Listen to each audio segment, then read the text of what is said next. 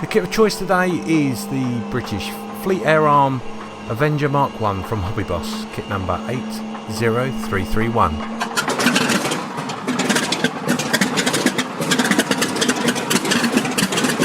So I thought to go along with the pictures you're now watching of the Grumman TBF Avenger, that I would give you a little bit of background before we do the kit review itself. So the Grumman TBF Avenger, designated TBM for aircraft manufactured by General Motors, is an American torpedo plane developed initially for the United States Navy and Marine Corps, and eventually used by several air and naval aviation services around the world. The Avenger entered US service in 1942, first saw action during the Battle of Midway, and despite the loss of 5 of the 6 Avengers in this first combat debut, it survived in service to become one of the outstanding torpedo bombers of World War II. Greatly modified after the war, it remained in use until 1960. So the Avenger was the heaviest single-engined aircraft of World War II and the only US AAF P-47 Thunderbolt came close to equaling its maximum load weight. Each airplane was crewed by 3 members of service, a pilot, a turret gunner and a radio man stroke bombardier, and he also took on the task of the ventral gunner just underneath the aircraft itself. A single synchronised 7.62mm caliber machine gun was mounted in its nose. A 50 caliber gun was mounted right next to the turret gunner as it ran around his head, and in the rear facing the electrical power turret, as well as a single 7.62mm caliber machine gun in the ventricle part of the plane, so under the tail. Avenger had a large bomb bay allowing for one of the Mark 13 torpedoes, a single 20,000 pound bomb, or up to 4 500 pound bombs. So this particular kit is in the British Fleet Air Arm livery, and it was initially known as the Tarpon. However, they later changed the name back to the Avenger, good thing really, and adopted basically all of the US Navy's names for its aircraft that they had in service. The first 402 aircraft were known as Avenger Mk1s, 342 TBMs, 1s from Grumman were the Avenger Mk2, and 334 TBM-3 Mark III were also used by the Royal Navy.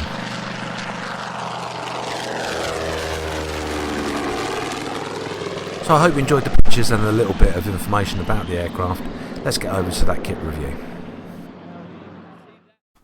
So here is our inbox review subject for today, and this is the Hobbyboss kit of the Avenger Mk1, done in the British Fleet Air Arm livery, and this kit first came out in 2009. Quite a nice little kit, and this particular kit number is 80331. So that's the box art, as you can see, quite pretty. I quite like that. Let's have a quick look and see what's inside. So of course you've got your instructions, etc. We'll go through those in a minute. And the kit itself, quite a few sprues. Most of the sprues are in single bags, hurrah, but not all of them, as you can see by this one. But the one thing I really do like is the fact that the clear parts are in the bag and also in their own separate part in the box. That way there is no way that can be damaged or scratched. But we're going to open these up and we're going to have a closer look at them. So here you can see these are the instructions that come with the kit. You've got our painting guide, which gives us a couple of options. Really like the way that looks. On here you've got a couple, there's three marking squadrons, I believe. Yes, I was right. 3 marking squadrons within the decals, 2 of them which is the same livery, but then you've got this one at the top here, which is quite an unusual looking example, and I believe I'm right in saying that this is silver, so that's going to look pretty special, I've got to be honest.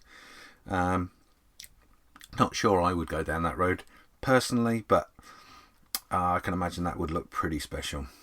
So anyway, that's that part. Then the instructions themselves, basic, easy to follow, can't complain with those really. Are a bit strange in the way they've actually done the paper itself, in that they spread out, but really clear example of instructions. And I'll be honest with you, that's about as much I'm going to talk about the instructions, because I don't think I need to go through any further really. Yeah, so they're the instructions. So of course we've got our decals now. I've opened these because I didn't want to do rustling of bags, etc. But with the decals, it comes with a nice cover over the top to make sure that nothing gets damaged, with a little bit of sellotape either side, of which I did cut. There you go, I did cut one side, I couldn't remember which one it was. But as you can see, the decals are pretty nice. A little bit squiffy on the paper themselves, as it happens. I thought it was me then for a second, but yeah, pretty good. There's not a lot of carry film around the actual decals themselves, so they'll go down really nicely. And like I say, you've got 3 options within these decals. There are quite a few aftermarket decals as well for this particular bird, but to be honest, I think with the 3 choices you've got there, I think that's more than enough. Now moving on to the sprues themselves, I've taken them all out of the bags and they are at the side here, so we're going to go through them one by one. One thing I've noticed on 2 of them, sorry, is that there's been extra care taken by Hobbyboss to cover up some parts here, and they are obviously to do with the exhaust parts there. I like that touch. That is a really clever, simple solution to a problem that occurs quite often with models when they're running around in the box. Let me take that off for now. Is that little bits get broken off, etc. But as you can see, this is not bad. There's no levels of flash that I can see. And let's whip that over. So we've got an instrument panel here, as I say, the intake for our exhaust pipe work there, and our main fuselage. So here the panelling in the riveting is really highly detailed, not raised as such. No, not raised at all, and they all look lovely. They all pop out absolutely gorgeously. Our propeller is there as well. Quite reasonable. I'm happy with that.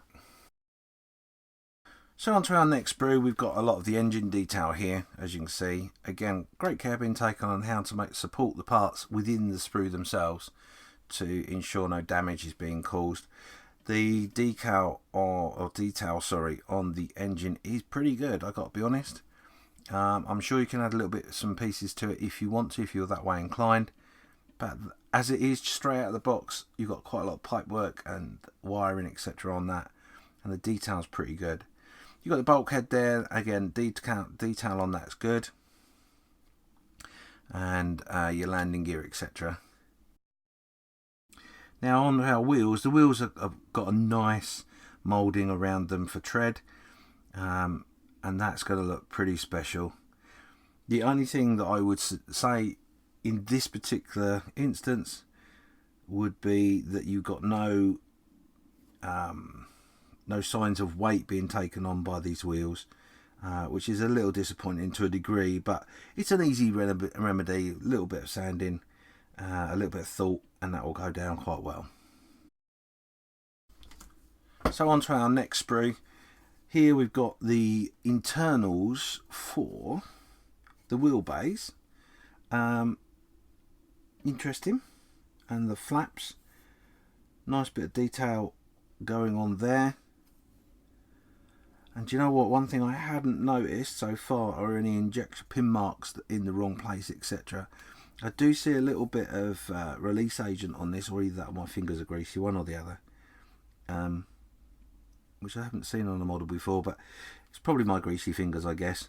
But the detail on all of these surfaces is phenomenal, if I'm honest. Yeah, you've got to have, when this builds up, that's going to come out really, really well.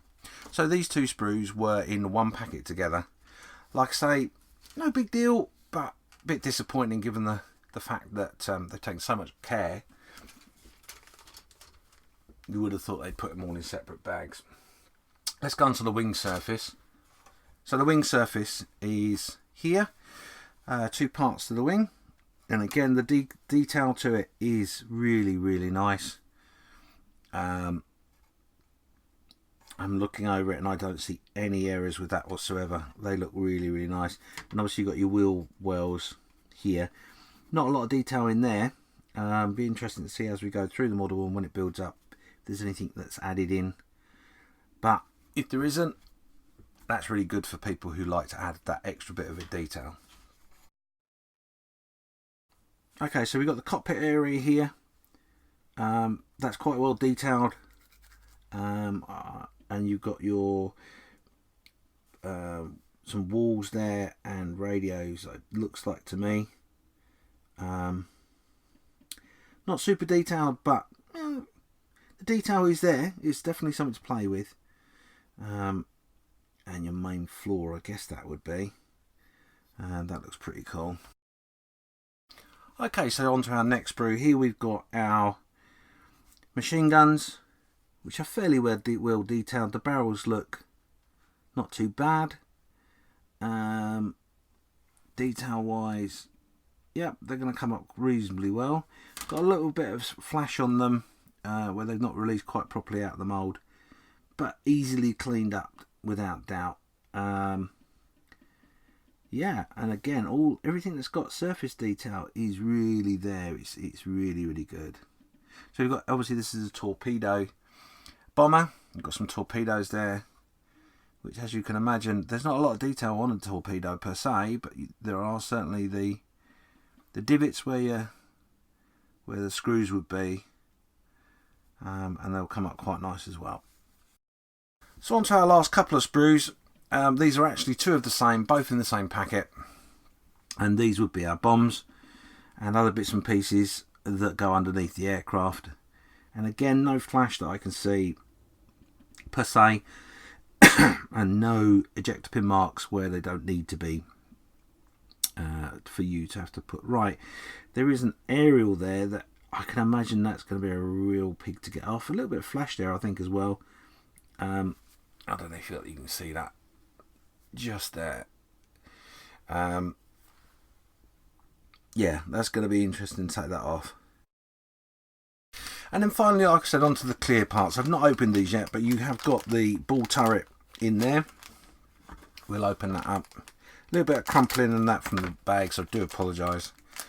Not really a lot I can do about it other than being a bit more prepared. Be careful with my finger marks. And the detail on that is beautiful and clear, and as clean as crisp it can be, as you can probably see there. Oh no, there we go. So no distortion in the glass, absolutely lovely. Now I've got to try and get that back in the bag without putting finger marks all over it. Success.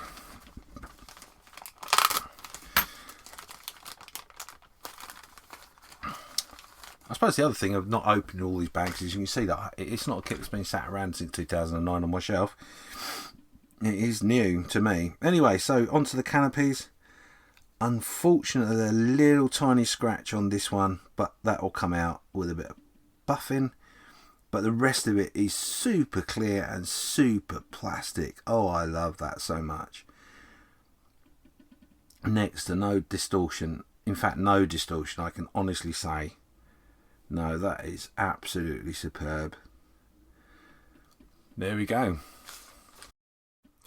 So that was the British Fleet Air Arm Avenger Mk1 from Hobbyboss in 1/48 scale, and the kit number, if you've wanted it, was 80331.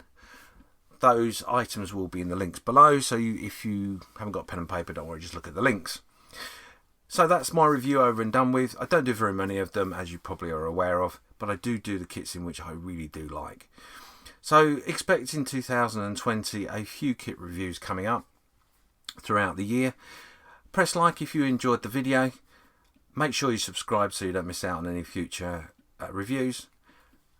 And thank you for your attention. Until next time, take care.